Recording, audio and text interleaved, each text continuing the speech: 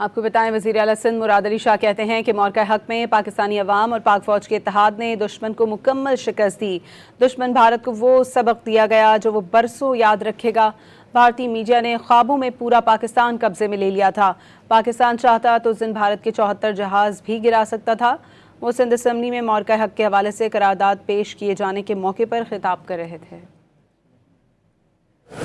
कि हमारे मुल्क के खिलाफ जो अज़ाइम है वो 1947 में जब पाकिस्तान आज़ाद हुआ था उस दिन से है। 8 तैयारे पाकिस्तान के शाहीनों ने गिराए।